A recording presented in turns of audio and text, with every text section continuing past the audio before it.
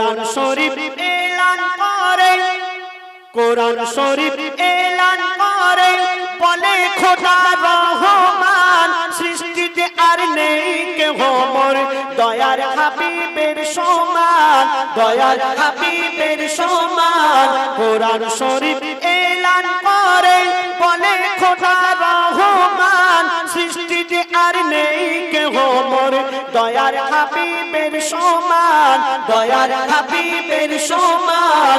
মুহাম্মাদের নাম ছাড়া ইবাদত, মুহাম্মাদের নাম ছাড়া ইবাদত কারো কবুল হবে না। আমি আমার দয়ার নবীর ভালোবাসায় দিবানা, আমি আমার দয়ার নবীর ভালোবাসায় দিবানা।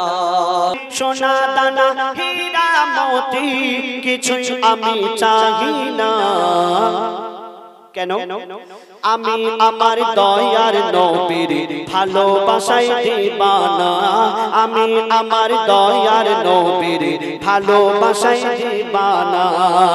সোনা দানা হীরা মতি, সোনা দানা হীরা মতি কিছুই আমি চাহি না, আমি আমার দয়ার নবীর ভালোবাসায় দিবানা, আমি আমার দয়ার নবীর ভালোবাসায় দিবানা।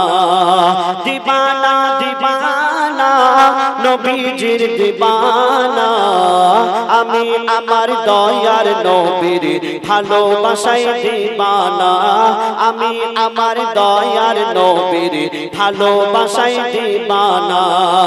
সোনা দানা হীরা মতি, সোনা দানা হীরা মতি কিছুই আমি চাহি না, আমি আমার দয়ার নবীর ভালোবাসায় দিবানা, আমি আমার দয়ার নবীর ভালোবাসায় দিবানা।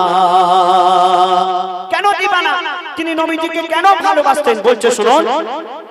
সাক্ষী দিল সব সাহাবী, সাক্ষী দিল সব সাহাবী খোদার বন্ধু মোর নবী, নবীকে যে করবে একিন পাবে জান্নাতের চাবি, পাবে জান্নাতের চাবি। সাক্ষী দিল সব সাহাবী খোদার বন্ধু মোর নবী, নবীকে যে করবে একিন পাবে জান্নাতের চাবি, পাবে জান্নাতের চাবি। নবীজির শাফায়াত ছাড়া, নবীজির শাফায়াত ছাড়া মুক্তি কেহ পাবে না।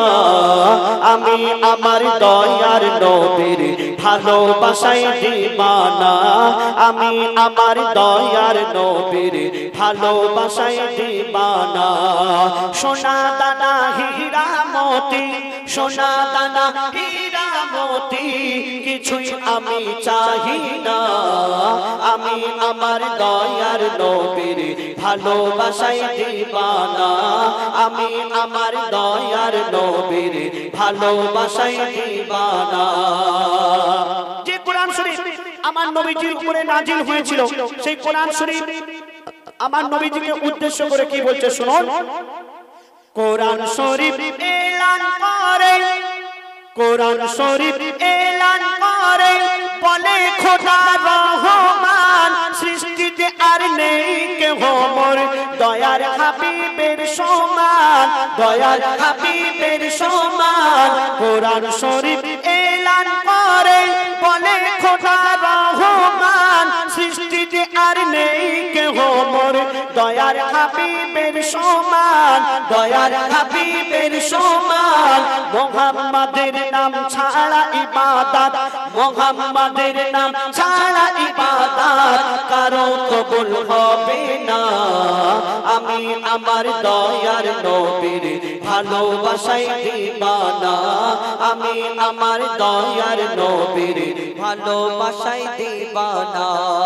দিবানা দিবানা নবীজির দিবানা, আমি আমার দয়ার নবীর ভালোবাসায় দিবানা, আমি আমার দয়ার নবীর ভালোবাসায় দিবানা। শেষ কথা শুনবেন।